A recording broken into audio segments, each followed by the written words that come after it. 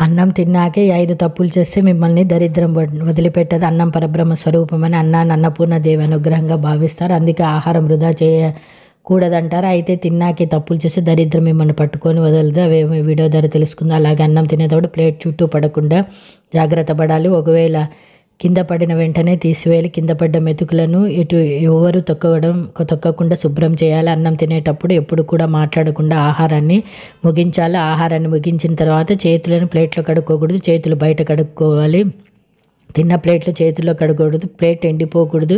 చేతులు కడిగినా తిన్న ప్లేట్ ఎండినా దరిద్రాన్ని తెచ్చిపెడుతుందని చెప్తారు. అయితే తిన్నాక ఆహారం ముందు నిద్రపోయే ముందు గిన్నెలు శుభ్రం చేయడం, లేదంటే అది ఎండిపోకుండా నీళ్లు పోయడమో చేస్తుంటారు.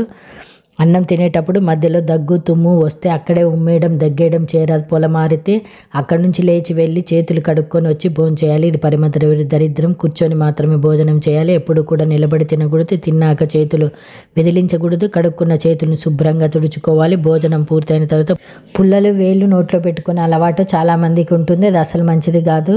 భోజనం పూర్తయిన తర్వాత ఒళ్ళంతా బరువుగా ఉందంటే తిన్న ప్లేట్ పక్కనే నడుము వాలుస్తుంటారు. ఇది పరమ దరిద్రాన్ని హేతువు. తిన్న ప్లేట్ అక్కడే ఉంచి ఎప్పుడు ఆ పక్కనే నిద్రపోరాదు. వీడియో నచ్చితే